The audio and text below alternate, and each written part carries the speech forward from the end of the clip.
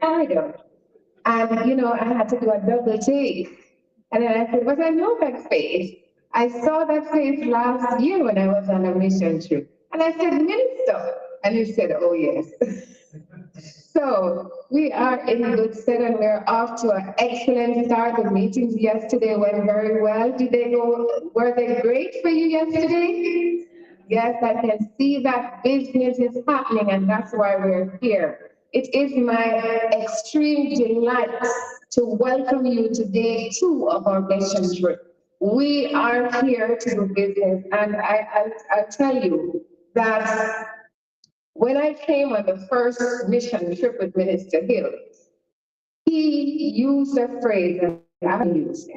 He said, it's better to take a slice of a big melon than work with a grape, one seed of a grape. And so we are here because it's important for us to take a piece of this very important pie that is available to us.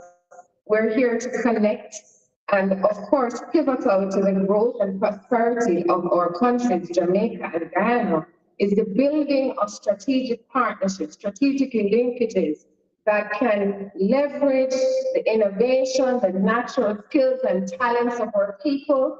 And of course, we want to exploit sustainably the natural resources that are available to us.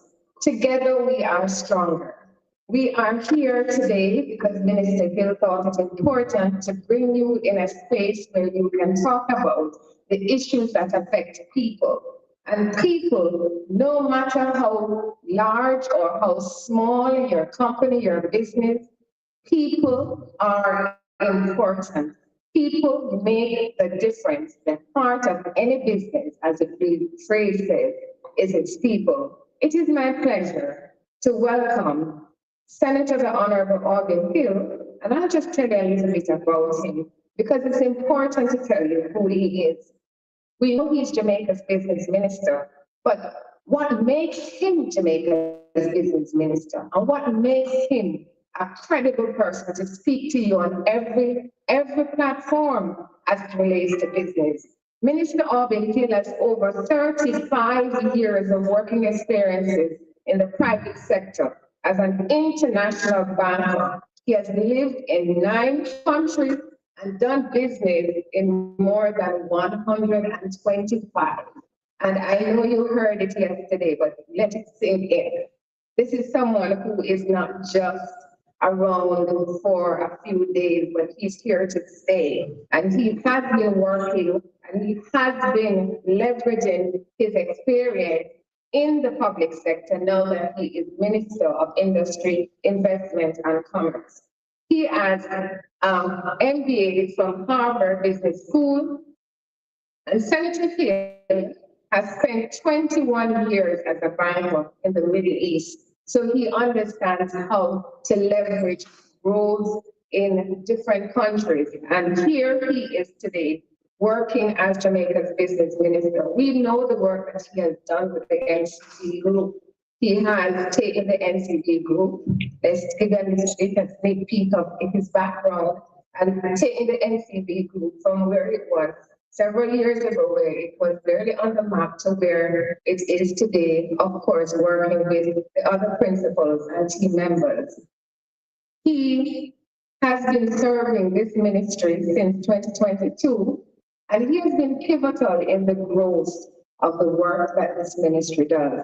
And I can tell you, as an agency head of one of his agencies within his ministry, the agency, Jamaica National Agency for Accreditation, Minister Hill is tactical. You know, he looks about the smallest detail, and I like that about him. Because he's not someone who will go in a room and see something out of place and say, oh, I'm the minister, I'll just go and sit. No, he's getting his hands in it and he's doing the work. And he's promoting all his agencies, when you're here, he is the ambassador of business, that's what I call him. And he has done a lot for my agency. And so if I'm excusing now, you can understand. We've been on a number of mission trips with Minister Hill. And as a matter of fact, Guyana has been one of our significant successes.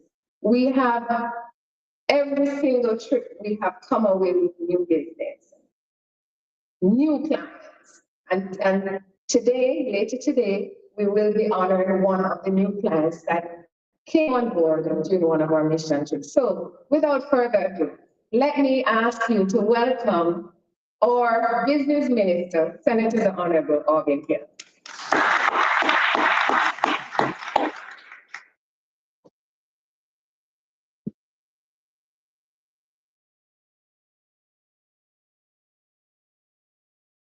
Thank you very much, Sharon May. Sharon May runs JANAC, and while she won't tell you everything because she can't do so much,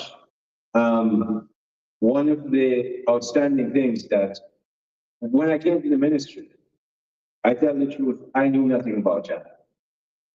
I knew nothing about much of the 20 agencies that were there. JAMPRO was known, Jamaica Business Development Corporation, JIPO were known. I didn't know JANAC. And then, Shulette and others might just remember, I knew Jamaica Special Economic Zone Authority because while I was with the Prime Minister's office, I handled that agency. But I think Shulette and certainly Sharon May will remember when I heard about JANAC, I said, tell me about it. And Sharon May started to talk, and I said, this is a gold mine. Just the same way after I learned about the hazardous agency that we have that looks after atomic nuclear energy in Jamaica. And we are the only country in CARICOM that has a nuclear plant. If you don't know, we have a small nuclear plant at the University of the West Indies, approved by the International Atomic Agency and the US Atomic Agency. I met with all the heads of those people. But JANAC, so I found that JANAC accredits labs in Jamaica and across the Caribbean. And one of the first accreditation was to the rice lab right here in Guyana. And subsequently after I came in, something that she was working on, the Food and Drug Administration of the United States gave JANAC the right to accredit labs under the FDA arrangement. So if you're doing food in Jamaica and you have a lab that has been accredited by JANAC for that reason, when you turn up in New Orleans, New York, or Miami with your product, you don't have to bother about the FDA because Sharon May and her agency have taken care of it for you. So give them a round of applause. Jamaica has this kind of agency that gives you this kind of credibility for not just FDA products, but you heard Navina talk about that yesterday. That's all part of the quality infrastructure with the business Bureau of Standards and in my agency, in my ministry, under the Scientific Research Council, which is in the Prime Minister's ministry. So all that, those come together to make the quality infrastructure that prepare you to be international business people, which is why we're here in Guyana today. So this is my third mission back. Minister Hamilton, I'll speak to you about it for a minute after these words, but we're here in Guyana to continue to build a partnership. There is no, Sharon May said I lived in the Middle East for 21 years. You can't go into Kuwait, Oman, Saudi Arabia, any of the Arab Gulf countries and don't build a partnership. In fact, the truth is told that when Oman was opening up, you have to go and very often people from Europe, when they come and say, oh, we have to have a local partner. Yes, you have to have one. Well, we don't know anybody. Well, go find one. They would have to go out and find a Bedouin who speaks only Arabic, usually walks around with a gun on his shoulder because he has the right to do it, walks into the bank, walks in the hospital with his gun, doesn't speak any English. So you find an Arab, an Omani, has to be an Omani, and you make them a partner. You know how you make them a partner? You give them the money that they must have as equity in your company they own the shares and they get the dividend because they have to have a local party. So Guyana has done something that is really outstanding. They said, look, our oil reserves is an outstanding intergenerational wealth generator. And therefore, if you're going to do anything in the oil sector, you're going to have a Guyanese partner and they tell you what the rules are. Now, for me, I found that to be very comfortable because I lived with it for years. But also, it makes absolute good sense in terms of they make the rules very clear. It's not, you don't have to know the minister, you don't have to know the president, you look on the rules and you follow the rules. Minister Hamilton will tell you more about that in due course, I'm sure. But Guyana is still an open economy. They have welcomed us with a kind of hospitality that really only Jamaicans could extend. So thank you, Minister, for your gracious kindness and hospitality. And you notice, Minister, we have a lot of young people here. We want these relationships to continue long after you and I stop playing tennis and going to the gym. Okay? So we want to make sure that Jamaican business people come here, and I say to them, in every meeting like this, I come here, I said, follow the rules. You have this minister and this government right behind you when you follow the rules. You don't follow the rules, you're on your own. So come here and learn the rules that abide in Guyana and follow them, as you would anywhere else you go into business. But Minister, we're here this morning with people who come with capital. I see Leo here. Leo just bought 70% of one of your big restaurant business here. Yeah, I think they have 36 shops. You'll find out more about that later. They're expanding another 6. They're going with me to Suriname, where they have that business, and of course they have business in Jamaica. They have Blue Dots here, who they do data analytics, signed an agreement, a partnership with another pure local company here. Exactly why I'm here. And you find that there are other people in the restaurant business, the construction business, all here to make sure we work with Guyana. So as you make, as I said yesterday, as you make growth rates of 30%, 40%, 50%, we just want to make sure that Jamaica's GDP grows by about 3 or 4% of that. We're not greedy. So we just come and work hard with you and make sure that a substantial part of the benefits that you earn will also accrue to Jamaicans because we work with you. We have always worked with you. I absolutely love Guyana. My government recommends that I come here often. And I'm very pleased to have you. So who am I pleased to have? Mr. Joseph Hamilton is the current Minister of Labour in Guyana. He is also an information technology specialist. When I came here, Minister, the first time I came with 6 ICT companies, when you talk to us that first time, I didn't know we had 6 in Jamaica. Well, later on that summer, I took 16 to Canada. 3 weeks ago, one of the guys who came here with me and went elsewhere called me to say I'm going off to Dubai to sign a big contract. Another one who came here is doing a big contract with a huge educational facility in Texas, and so on. And some have done business and are doing business here in Ghana. So he was a specialist in information technology and in building contracting. So he's experienced. We have engineers here, we have big contractors here. He was also GGG councillor of the Georgetown Mayor and City Council for 1994-1997, and PNCR Region 4 councillor and parliamentarian from 1998 to 2001 and in 2006. He understands politics, he understands policy, he understands ICT, he understands contracting, and he's a fantastic speaker. Mr. Hamilton, Minister Hamilton, welcome.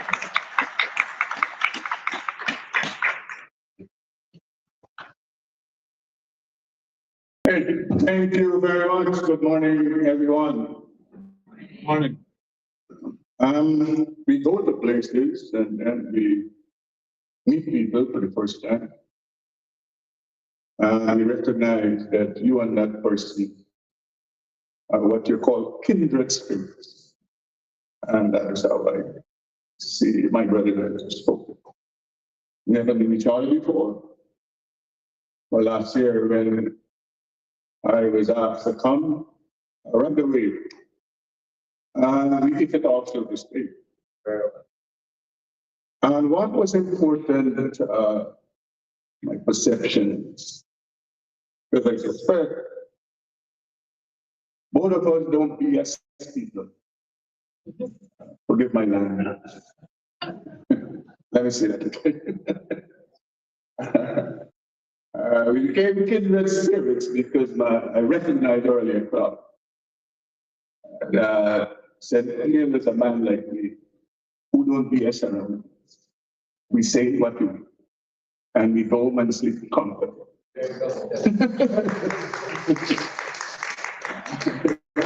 And I need to say that. In public life and in business life, for you to be successful, in my view, you have to say what you mean. That people don't have to go find an interpreter to determine what is he trying to say. And you speak the simplest of language so that people grasp what they're trying to say. And so I start out there by making that one. Look, everything Senator Taylor said about structure, but it revolves around two important issues that you can get an appreciation of us kinds. One, we believe we have a moral duty and responsibility to make everyone that comes into our space comfortable. Because there was a period when we had our crises here, 70s and 80s, and guys by the tens of thousands went into several lands to find a space and a place and a life. And in all of those lands, including Jamaica, that they went to, they were welcome. And most, if not all of them, they have done well for themselves. And so for us, we see relationship as something that we must do. We have to do. Secondly, every time the president speaks, he says that Guyana's success is CARICOM success and Caribbean success. So the relationship and engagement you will have during the development, it's not a fly-by-night. It's not, let us see what we can get out of these people. We recognize that for us to be successful as we want to be as a nation, we have to create these bonds and these bonds. One area to make that. We are 800,000 people here. The things that we want to do, that we have to do, to develop our country and to modernize it, if we train every Guyanese, we would not have enough persons to do the work that we must. So that is on the migration side, the CSME side. For us in Guyana, that matter moves too slow. In our view, it needs to move rapidly. And that is the reason why we have taken some action. Important to all the business people that are here is this. Guyana is not an oil economy. We don't see it as that. We see it as a sector in Guyana. And so that is the first thing I want to dispel. Before oil arrived, Guyana existed. And after oil, Guyana will exist.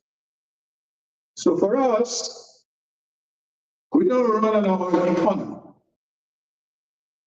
Oil is a sector that is new, and gas that we will use to the best of our ability to develop sectors that we did not have the type of finance to develop. And that is how we see it. And that's how you come into this. A lot of people, every conversation they want to have with ministers and with government is about oil and gas. Oil and gas is finite. Food will be forever. Today, tomorrow, and instantly. So I need to say, we're not an oil and gas economy. We produce oil, we sell oil. And we see it as a financial stream to help us to develop sectors that we struggle with over the decades. So situate your thoughts there. Important, all that you will do in Guyana, Senator will touch on it. Because I've had to deal with many companies who come into Guyana and they allow themselves to be deceived by lawyers, and no offense to the lawyers in the room. I'm not one of them, a lawyer. But the point is, I have to deal with companies who run afoul of the labor laws and regulations. And when I intervened, they said, but I was advised by my lawyer that you can do it this way. And I would say to them, all you did is give a lawyer an unnecessary fee. That's what you did. And then you have people who have had to intervene, and again, they said, but my HR specialist advised that we could do this. Again, you just give away some money to somebody. Everything and anything you want to know about labor relations and the labor laws in Guyana, you have a Ministry of Labor who gave that information freely, no cost. Do you want to know about all the labor laws? 82 breakdown, Ministry of Labor exists. Health and safety regulation, all of that. So I would hope that you'll start talking to no lawyer. You would have to talk to a lawyer to register your company, I suppose. Outside of that, people to properly advise you about relationship, labor relationship. Is the Ministry of Labor. So that's an important thing. And I said that to the last team that came. I'm told most of the people here, it's their first trip in this type of discussion. So the other important thing I normally see to people come to Guyana, Georgetown is not Guyana. Let me say that again. Georgetown is not Guyana. And I say this to you not because I'm a Guyanese or proud Guyanese. Guyana will blow your mind. So for you to get an appreciation of this country, you cannot sit comfortably at Georgetown. Georgetown is not Guyana. You know, many people only know it's Title Falls. We have nearly 300 waterfalls in this country. You know, in our large river, yes, mightiest river, we have 365 islands, one for each day of the year. Some of them bigger than Barbados. So you understand? We have places you're flying to go in Guyana. You would have already reached Trinidad and you're still flying to get to this place.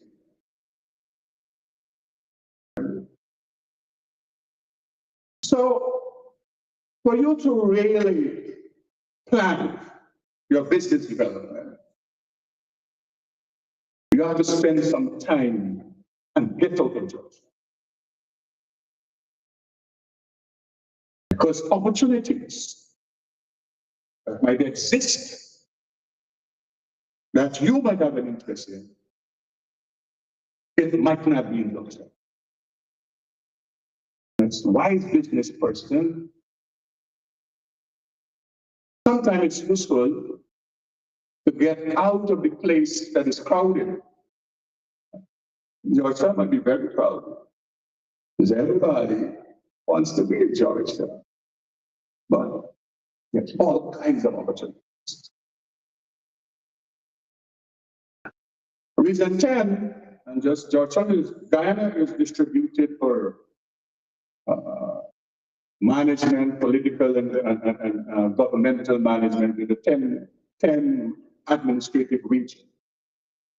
They have their own councils. In the case of Region 10, and I'm sure my colleague Minister Singh might have touched on it yesterday, you have a special incentive and tax regime for that region, for any business that grows and develops in Region 10. Beyond what Go Invest might have said to you, what the tax regime is. Region 10, you have special tax regime that is beyond what businesses would get in Guyana. That is where bauxite company exists. That is where there's a lot of opportunity for forestry and downstream forestry development. A lot of opportunity for agriculture and agricultural development, large expanse of land. You follow? That's where we are seeking to make ourselves self-sufficient in many regards, where we have started thousands of acres of production of corn and soybean, because we want to, by 2025, be producing all of our poultry feeding them for the expansion of poultry sector. So, when you talk about invest, let my good friend Peter Ramsey give you some more information about Region 10 and how you can leverage the special tax regime that they have out there.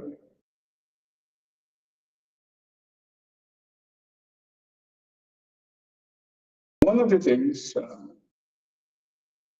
businesses should start looking at is agro-processing and manufacturing. And I'll explain why you should start planning now.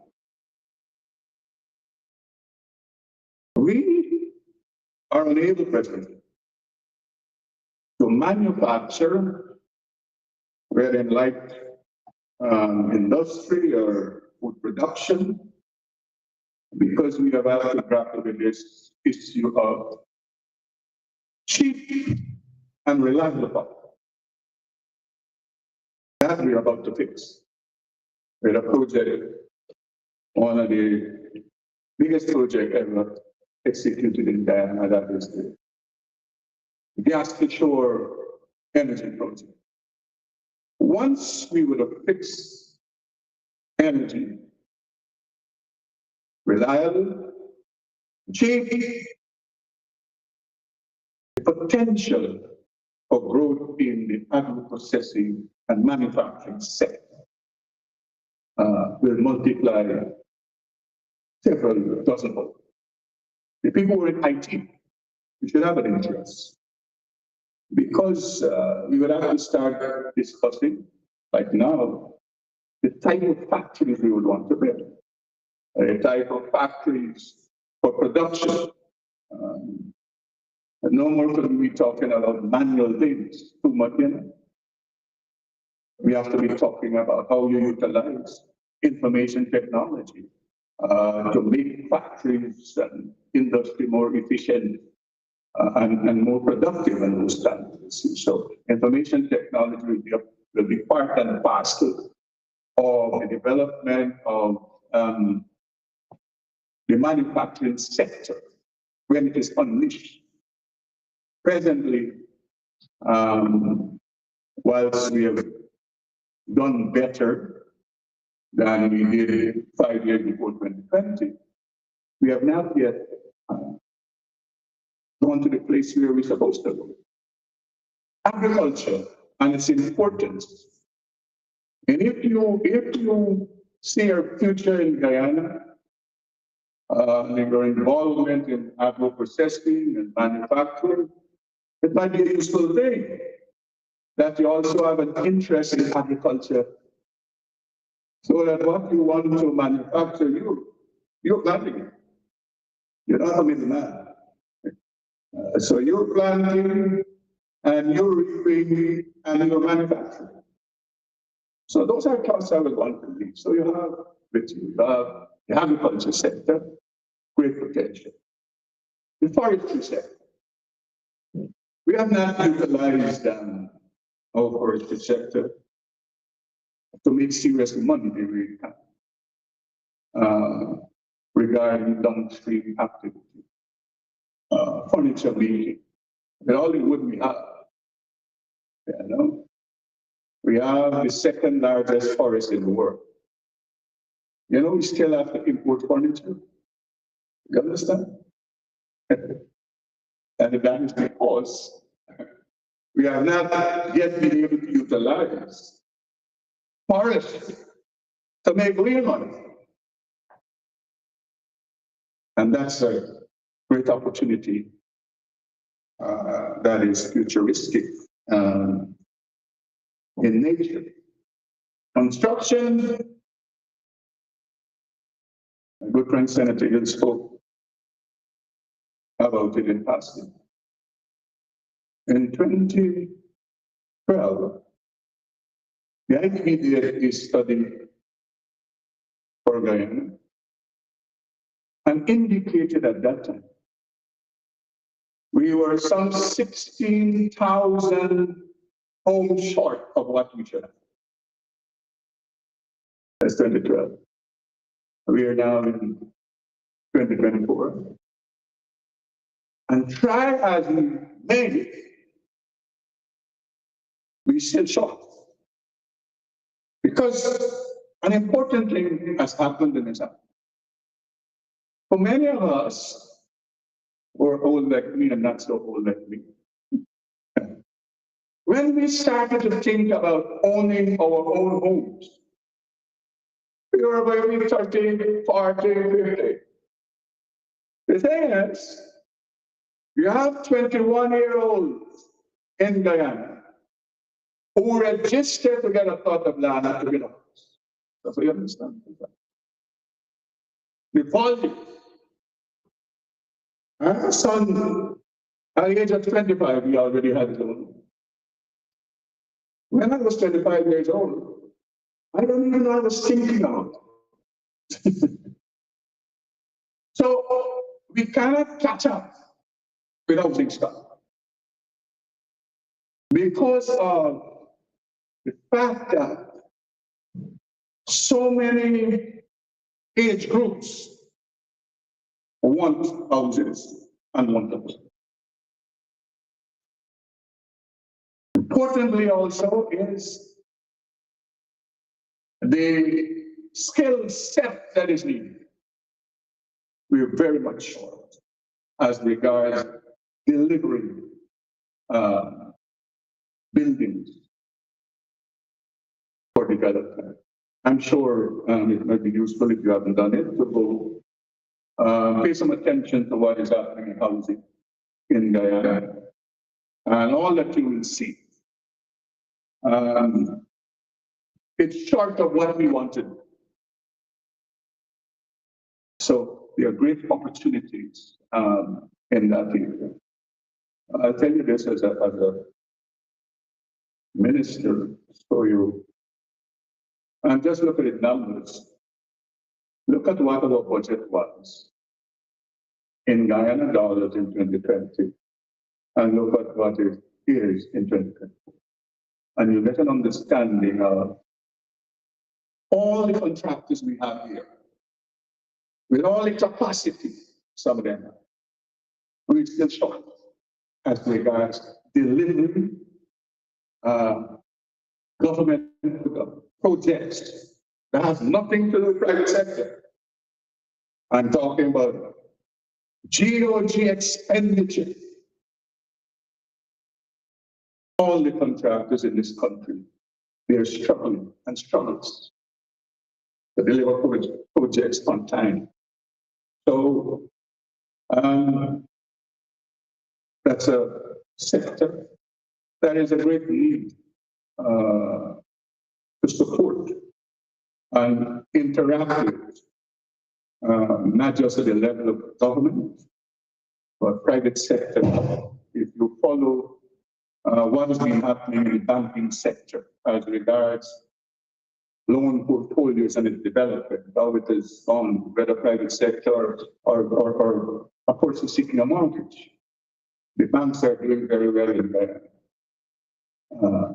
as regards lending, as regards less bad debts and that kind of thing. So construction, method of construction is an important thing for the contractors. Because all of us, whether Guyana or Jamaica or whichever country, we cannot continue to utilize the same method to build. We will not be able to build the thousands of houses we want to build. So that is an important issue when you're discussing how you will do construction, what methodology for efficiency and for maximum production you can involve in that development. I can tell you that it's a very lucrative sector. Just pay attention to tender documents every day in this country, and you'll see. And as much as we have had in the last 4 years, several persons who have turned to the sector, we're still have difficulty executing projects timely. In a lot of instances, as I've said before, we have the issue of technical and requisite skills to deliver. Of course, we are doing everything possible in the area of technical education, and training. One of the things we have done that has helped is, and as the ladies would love this, but the men, they will get sad, what I'm about to say. We have done successfully. We have taken away this power that men have over women, determining what training they must get and what type of jobs they must do. Now they're smiling. Men are very sad. And it's a matter that all CARICOM and Caribbean countries we have to confront. Because we're still living in a place that some people left us, whereby society and men made determination about what type of job women must do or should. And they have this thing about, this is a man's job. I don't know that. My interactions suggest to me that any woman can do any job a man is doing, and a lot of times do it better than he's doing. So, when I speak like this, men say, minister, you're beating up the men. I cannot beat up man. I'm a man all my life. So understand. What's important to what I'm saying? We have been able to change, and now we have, if we look just at the Ministry of Labor, we do technical vacation training That has nothing to do with the Ministry of Education. And we have trained in less than 4 years 11,439 persons in technical vocational skills, of which 46% are females. That is moving from a place. In 2020, well, we didn't even have a percentage. But you have to do some work to ensure that it happens. To say to women, you have to think outside the box. I'll give you one example to make my point. When I became minister, the first heavy duty equipment operator program I visited that we were executing. It had 35%, 5 were women. The electrical installation program, 19, 18 guys. One young lady, you have to look for her, she was still able to do the day. The point is, in 4 years, last year when in England, then we did a graduation, of 41 persons graduating from heavy-duty equipment operator program, 19 for females.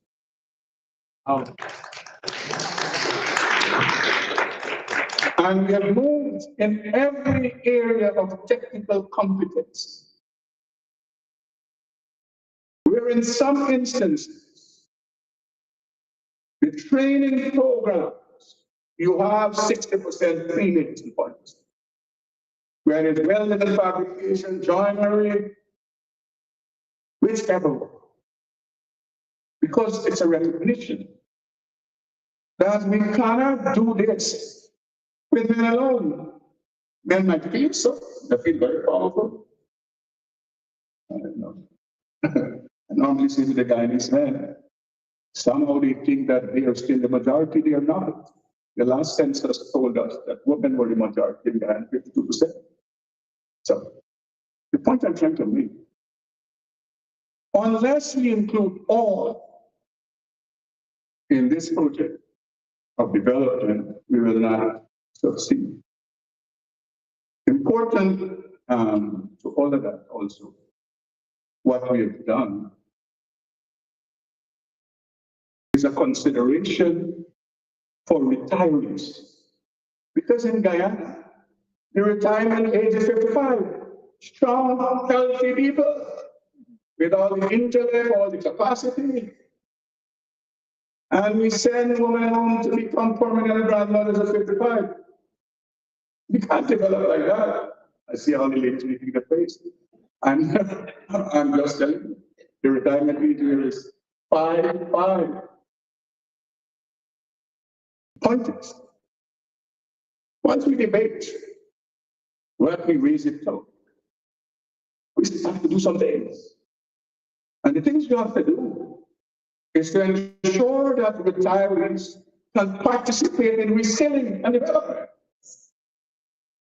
so that they can go into other sectors and jobs and work. So I've had graduations where people from the age of 16 to 61 graduated.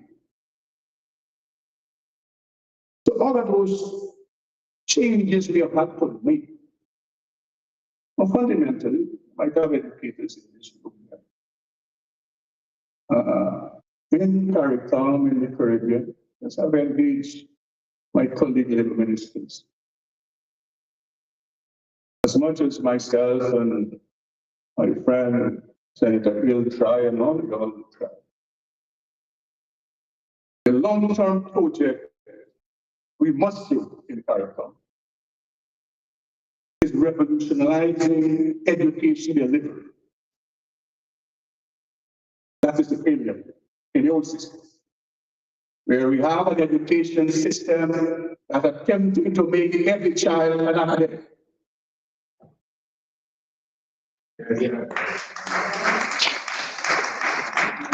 So all of this we are doing here are short-term and medium-term.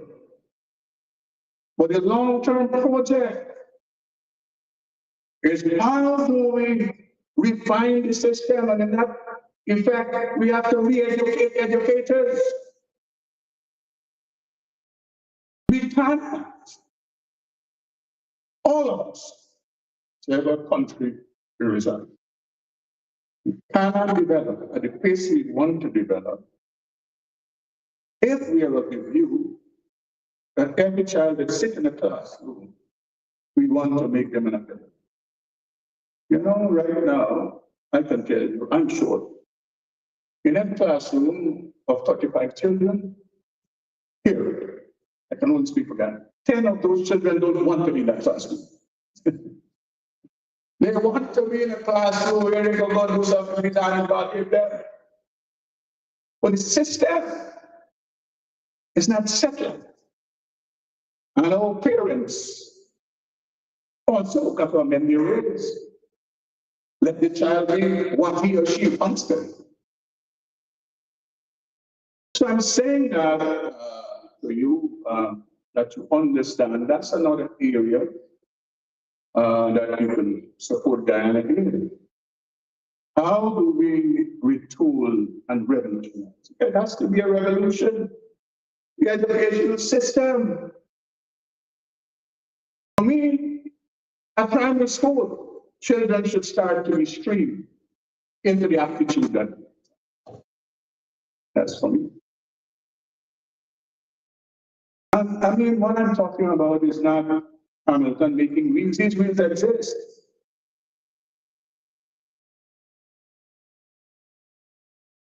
You know, I engage the Swiss system. And you know, no child could enter university unless they have a technical certificate or something. And you understand? And they give you credit for the 1 year. Because what we have, there are a lot of people with a lot of CXEs.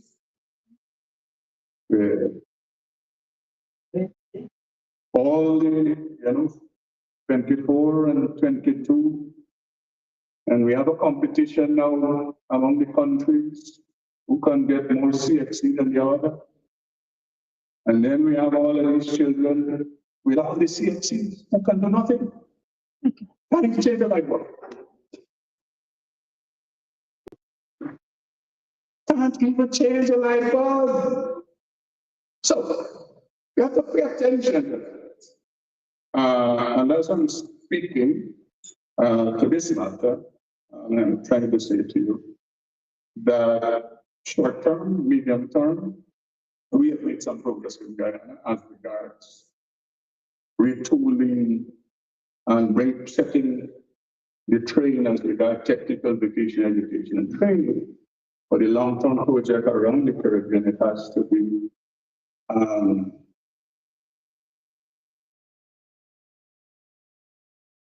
retooling and revolutionizing education. Before I shut my mouth, I want to paint a stark reality. And I'm sure in Jamaica you have the same issue, our Caribbean country, where you have a young boy or girl who they have 12 CXs with all the ones and all the things. And we have trained them to be comfortable to go work at a bank counting somebody's money for 300 US or 600 US a month. I don't understand that. With all this brilliance, that's what we have done to the child. Okay? Because we believe the best person in the world are the ones who wear ties and short shorts. And so, in your interaction here, because if you will develop your business here, you have to get an appreciation and understanding of the people who you will ask to work for you. So don't think all the things I'm saying is no relevance to you as a business person. It's very relevant. A lot of people got a lot of certificate, but they're not employable. A lot of people got a lot of certificate, they like to exaggerate it, but they're indisciplined, and that's a bad worker, right? So I'm giving you when you establish your business, I know you will do interviews and all the thing when you try to employ people. I would say to you, my good friends, brothers and sisters, don't always pay a lot of attention to the certificates. In your interviews, there are more than that you should look for if you want a good employee. Important to your development also, we have what we can jointly work together with, apprenticeship program that allows for the Board of Industrial Training under the Ministry of Labor. That's a useful way to build and develop your own staff, the type of worker you want. The Board of Industrial Training can be put at your disposal to point you to people we have trained in all these technical areas in every region around the country, wherever you might want to set up your shop. But let me end by making this point. There are numberless of opportunities and sectors where you can make your mark. But for you to do that, you cannot be a tongue girl or tongue boy. You have to go see where opportunities exist. You have to go examine the landscape. And that will help you to navigate development of your business. My brother, Senator Hill, spoke about the local content legislation that we have. Many of our sisters and brothers in different countries, they have a lot of excitement about it. I would say this to my Jamaican brothers and sisters.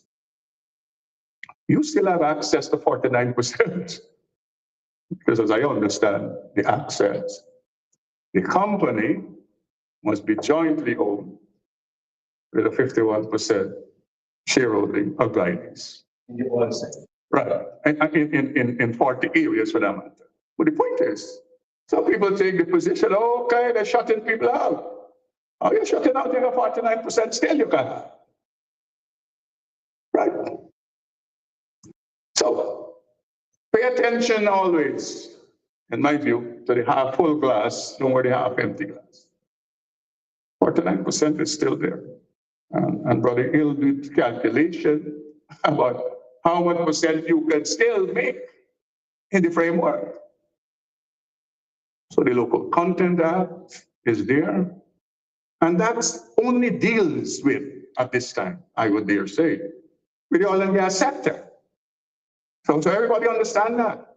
The local content legislation deals with no other sector but the oil and gas. So the Jamaican company, you can register a company here in whichever area, and that company is yours and your partner company.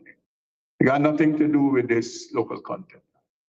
As I've said, whether it's information technology, whether it's telecommunication, whether it's construction, whether it's agriculture, whether it's agro-processing and manufacturing, or light industry, all of those things are at your disposal.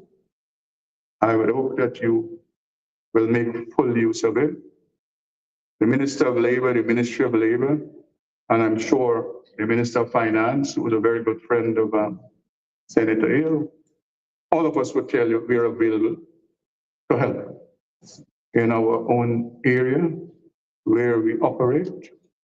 And so let me say, thank you very much for having me this morning to have a conversation with you. Pleasure.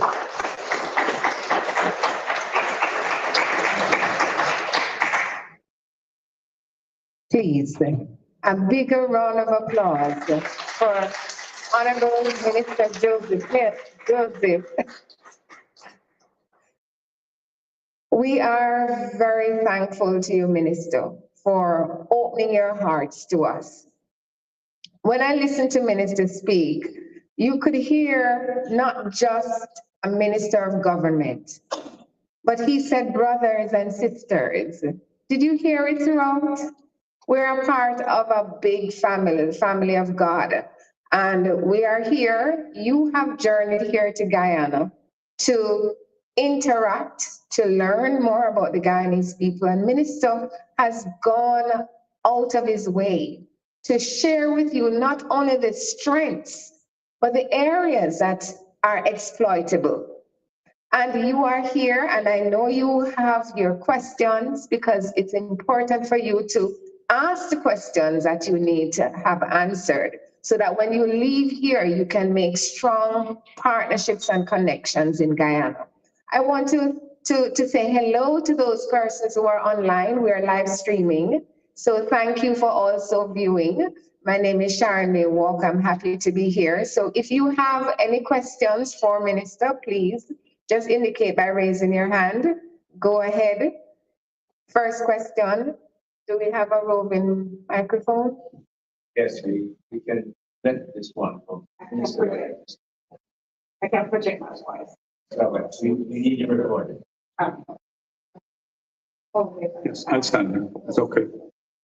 Good morning, Minister. Morning again. I am Janet Dyer from the National Training Agency in Jamaica, High Trust and NSA.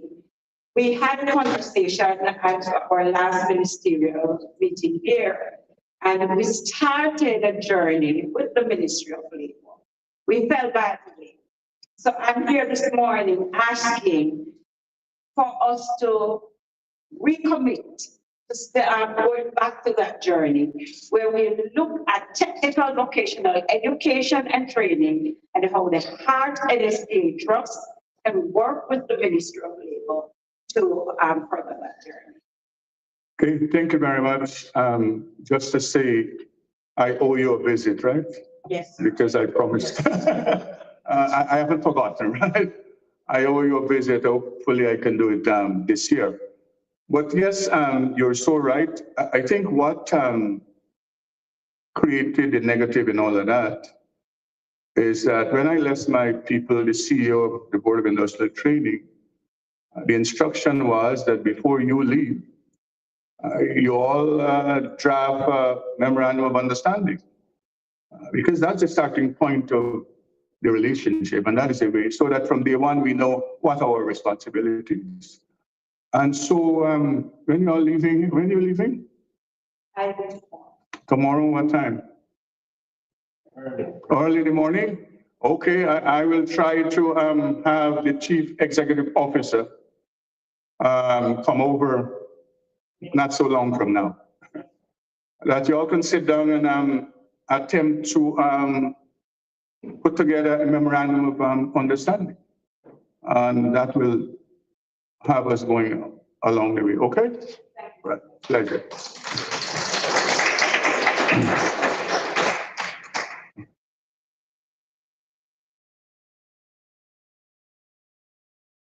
And what is the board? What is that in your mouth? Yeah, that's one. That one is recording. Morning, Minister. Morning, sir. So my name is Aubyn. I'm of TKL, to Sam Bravo, I'm engaged from logistics. So I have a question, and I may have President to forgive me if I did. Yes. Now, you mentioned that the current contractors, they struggle to finish the projects. Is it because of the funding or the lack of supply of building materials or the absence of labor? I'm just trying to understand why are they struggling to finish the current project? Absence of labor. Absence of labor. Yes, because I mean, aggregate is not a matter. Guyana is a country of a lot of stones. Sand is the problem. So it's and I say this to you so you understand. Look, we are doing better because we have in our midst Venezuelan and Cuban migrants. If they weren't here, our condition might have been worse than so. So it's labor, it's skill set. And I give one example so that you understand. When you were doing 1,000 houses, maybe the couple of dozens of plumber you had and electricians, they were enough. When you're talking about doing 10,000, they're not enough. So right away you see the skills deficit. That is what it is. Yeah.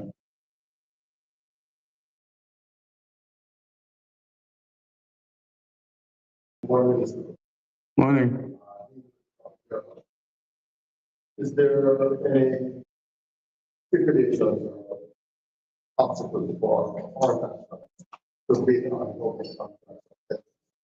No, there is not. All you do, I advise people, register a company in Guyana. And you look at the papers like everybody else does. Jamaican companies, for that matter, one of our highways we built here in the region across the river, before we went out to government the last time, a Jamaican company was involved with a Guyanese company, and they together built the highway. So they have had Jamaican company coming in, but we want it to be more consistent. So there's no stipulation. You're just another bidder like the other bidders. We have Chinese companies here.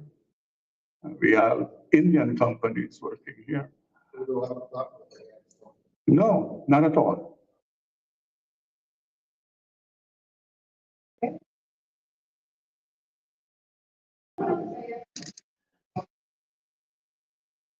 Let's take the question. Okay, Good morning, Minister. Good morning. Big thanks for your remarks, which were Pleasure. on point and very frank and on the moment. So I'm interested in partnering with local organizations on building managerial and executive. That's really where we play, building professional education. So I'd love to hear your advice of agencies or companies. If you have not yet spoken to Go Invest, they would be in a good position to advise you. But I say this to you, the Ministry of Labor, together with the ILO, we did a study in oil and gas sector about the present and future professions. And of the 11 most important professions, a lot of the things that children are studying at university, they were not included. So I'm trying to make the point that in executing professional development programs, I would advise that you pay attention to the landscape so that you're not training what is not needed. There are several studies that I can point you to. I just spoke to you one in oil and gas sector that the ILO together with Ministry of Labor did. There's another in the construction sector that IOM and Ministry of Labor did. And there's a new study just finished a couple months ago.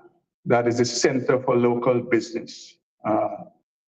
Look at those studies and they will give you an understanding as an educator, what is needed in country. As regards the facilities for a business like that, Go Invest will be in a better position to advise you about the type of regime that they have, that the GRA will have regarding that type of business. And like I've said earlier, cast your net wide, because the people in the hinterland regions and the riverine communities, they might need your training more than the people in Georgetown.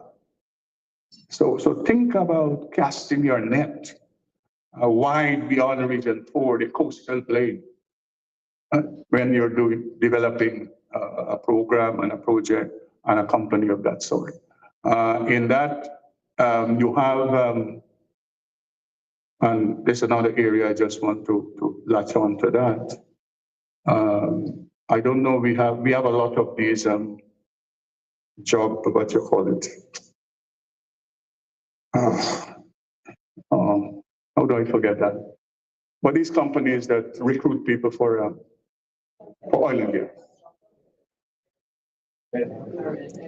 Yes, right. Headhunters, that might be a right proper name. But I'm trying to make the point that we need CARICOM people to participate in that space.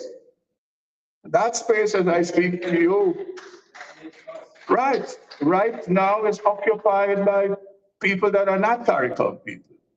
And you can help in that regard. Because let me say this so you understand, because at the level of the government, we are discussing the issue of migrant labor. I have outlined that we have a deficit. And if we train everybody, we have to fix the labor force that we need really in Guyana. And so Jamaica should start thinking about how you can participate down the road when we develop a policy in Guyana. And just let me say this so you understand what is happening. Right now in Guyana, how people come to work here as a migrant have to be requested and recommended by a company in Guyana. And that company will make a request for the person's work permit and visa if necessary to the Ministry of Home Affairs. So that is how people, in the discussion that is happening, where we're developing a policy, is we want to move beyond the issue about country to country conversation. And I'm saying to you that that's a future niche market that is coming. All right. So there's a Creole saying in Guyana that intervenipa me kwashiba take notice. So everything I say, pay attention to. I'll explain what that means. But the point is, importantly, as I've said, I need to see Jamaicans and CARICOM people operate in this space. There's no Caribbean person operating this space. And that must change, it has to change. Any support that I can give you, I'm at your service. Yes, I saw a hand at the back of, yes, my dear. Good morning, everyone. Good morning. So you touched a bit earlier on the IT sector and the role that IT can play in different sectors. But I wanted to know, does the government have any plans to boost the IT sector or the tech sector anytime soon? And also maybe specifically geared towards cybersecurity sector? Yes, there are a lot of conversations that are happening and a lot of developments that have happened. We are moving to having citizens in Guyana one digital ID card from birth to death. There's some conversations whether it be from birth or whether from 14 years, those things. But the point is, a project is already in stream, a project that the government has already paid for. Cybersecurity side, telecommunication side. So there is never enough, right? There's never enough, as much as we have been having some engagement.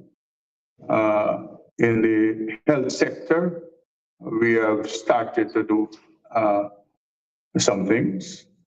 But all of those sectors would need more support, competencies, and people that bring fresh outlook and understanding of the specific area of activity. So the door is not shut. We believe that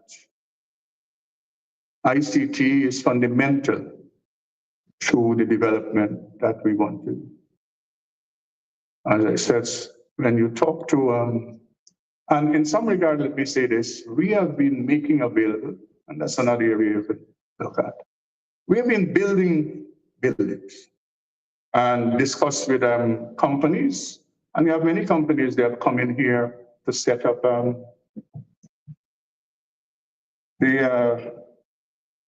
I'm forgetting a lot of things this morning. They have set up these IPOs, and beyond Georgetown, it has extended now into different regions because we see it as a first job for many school leavers. So that's another area the government is giving a lot of support in. And again, I'm saying to the people who are talking to us in that regard are most, if not all of them, are not brothers and sisters that are close by. So we want that to change. Okay. Good morning, Minister. I am Tashin Morgan from Advanced we create automation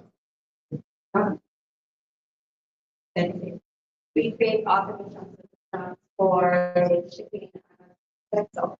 And so as the reports and how the labor is managed there with private property or partnership goal, but what are the labor contracts like for the workers and all that. Well, in the marine sector, I give you a sense of how things have transformed. I'm told that 4 years ago, I think per month rather, we used to have 9 vessels coming into the Demerara River. Today you have 60. And actually the same space, the same port, of course, there are a lot of things that are happening in that area. And those are physical work. But as regards training and development, I think that there is need for us to have consistent engagement in that regard. We are training people, but I don't think we are training fast enough based on what is happening, what has to happen. Because we have moved from, in 4 years, 3 years, from ports to shore bases. So the marine sector has transformed in the shortest possible time. And you will recognize that there's a need for the type of input. If you haven't had a conversation yet with Minister Edgell, who has responsibility, he's the Minister of Public Works, you should try to have that conversation. And he will be in a position to advise you as to what plans they have for the development of ports, for the training of personnel, the Ministry of Labor itself. In that area, we need a lot of training. Let me explain.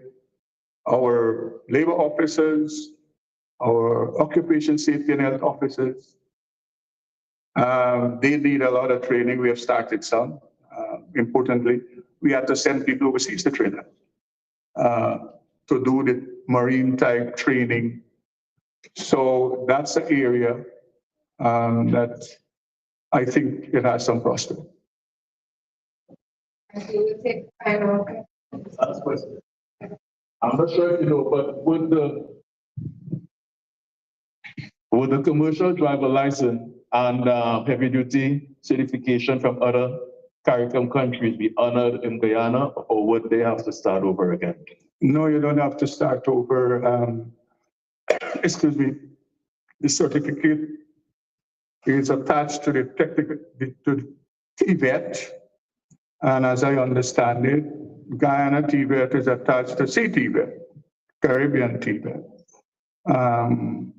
So you don't have to start over, right? Maybe Jamaica can give us some help in that regard, as regards accreditation, because that's an area. As much as we are certifying people, we need to move to a place where we could accredit them with international organizations and training centers. So accreditation, that's an area. Yes. Okay.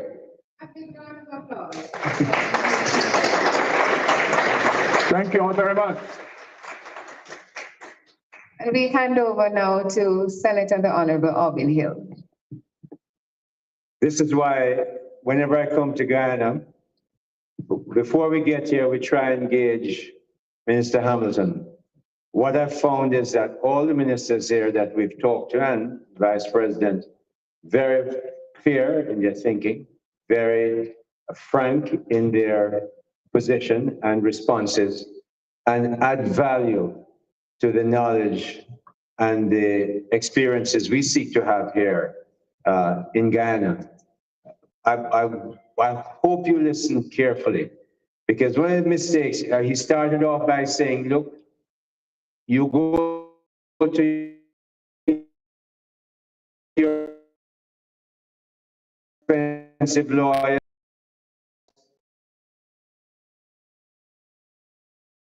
your expensive HR executive, wherever you come from, in Jamaica, will tell you A, B, C, D. You have to wait and hear from them.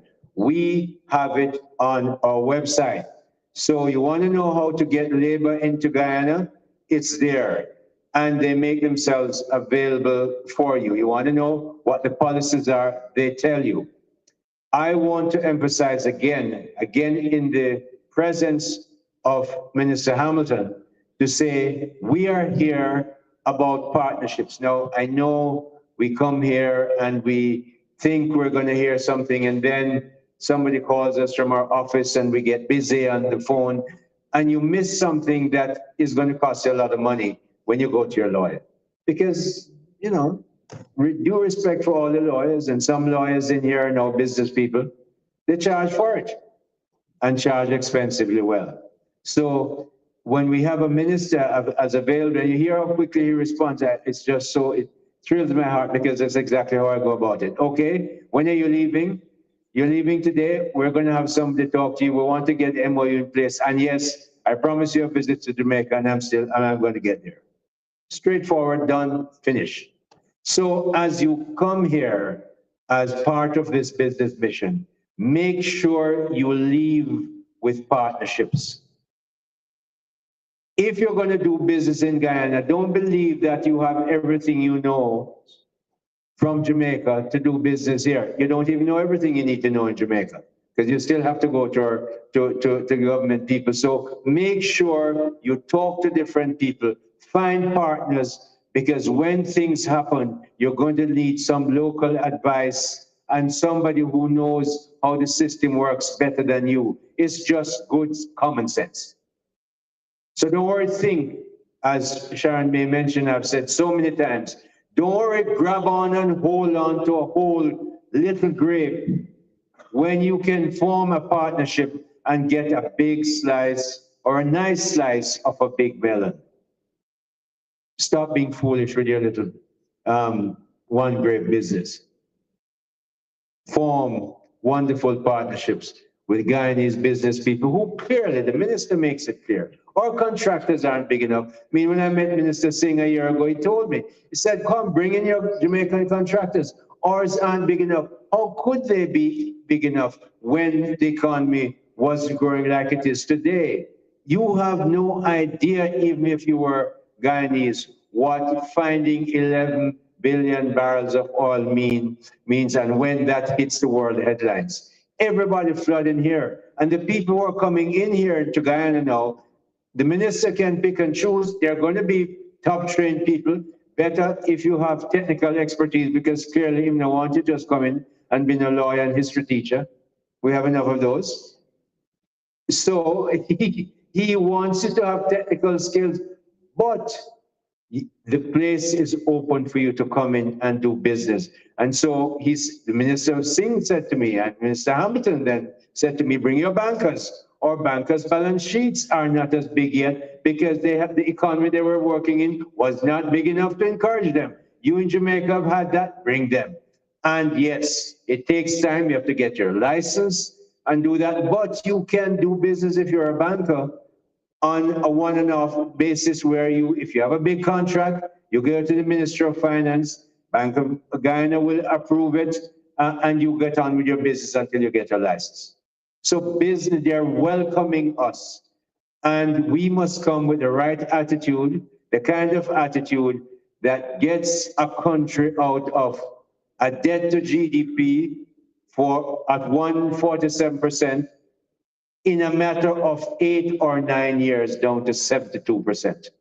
That's the attitude we bring here, because we can deliver, we can do things. We have, I see Lidford Mining back there. Lidford Mining, Sam Billington at the back there, has many, many years experience all over the world in some of the biggest companies.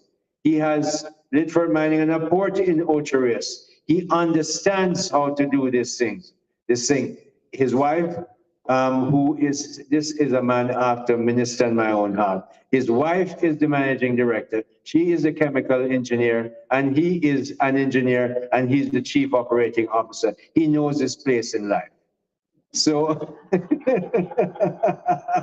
he's going to be a very long-lived and successful man. No wonder. Sam is from the district adjacent to mine in St. Elizabeth. So we understand how this thing works. So we have people with that kind of expertise. I see Hart is right up there standing up. And I see, we have this lady here, see her in this wonderful, just stand for me. She is one. We have another lady there in green. They come here and they start off, one has black castor oil, one has other food and hair products. And you know what they're looking at, Minister? Land. They want to make sure they have access to enough land to grow the stuff that they want to grow. And that's why when I said yesterday, when you come here, open your eyes, because Levi Jeans started because when the gold rush started in the West, somebody said to themselves, I'm not in the gold rush business. I'm going to make jeans that can last and won't tear up quickly. And Levi Jeans, 150, 200 years later, is a brand still going. So when you come here in an oil economy that is taking off like this, open your eyes for something you didn't plan on. Minister Hamilton, I can't say thank you enough for how well you've spoken to us and taken our questions. Ladies and gentlemen, to him, a big round of applause.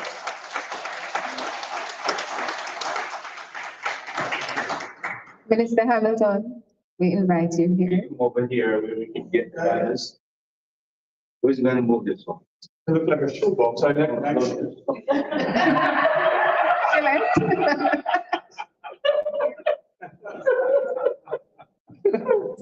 Man had a sense of humor. Minister Hamilton, I'm not sure if there's a shoe in this box. And I'm watching Shillett. She said she's pretty sure it's not. But I know whatever is in it is going to delight your heart. On behalf of our minister and the entire delegation, we want to thank you for being open with us. We want to thank you for sharing with us how to navigate the cultural issues. We want to thank you for telling us that we need to just get out of Georgetown and look at what will surprise us in the other aspects of Guyana.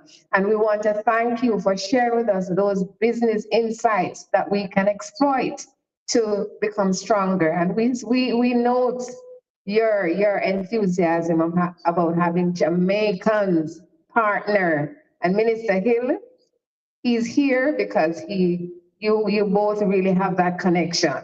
So thank you so much for everything, and this is just a token of our appreciation. Thank you, Minister.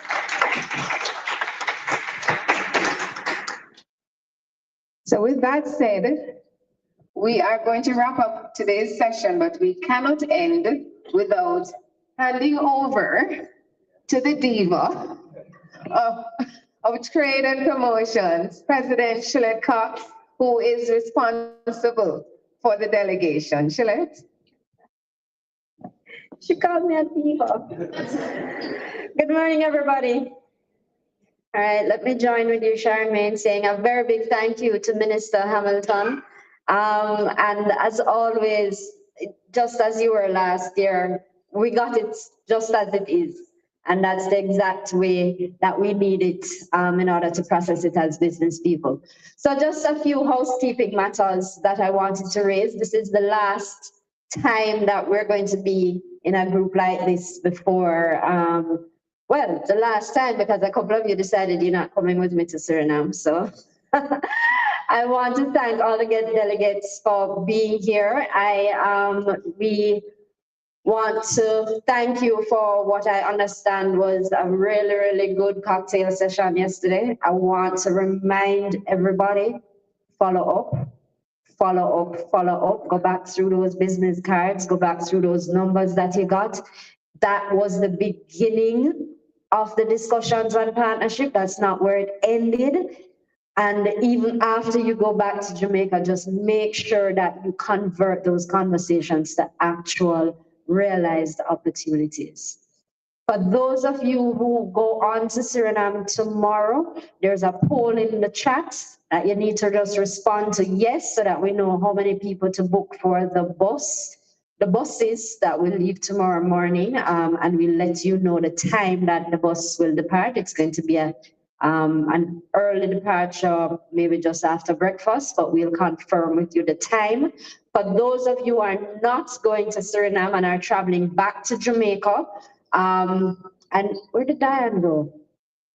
Dan Edwards was trying to make arrangements for all of you to pool together in a single vehicle. So reach out to Diane Edwards throughout the course of the day for those arrangements. Also, those going to Suriname, we have Suriname immigration forms for you at the back. So collect your immigration forms and we'll collect them back to you from you tomorrow morning when we're heading to the airport, so that they can be processed and we can move through very quickly. So that's it from me. Happy B2B meetings today for everybody that have B2Bs. Please remember to check your calendars so that we don't have people coming for meetings with you and we can't find where you are. Okay, so just to remind you of that. Have a fabulous day, everybody.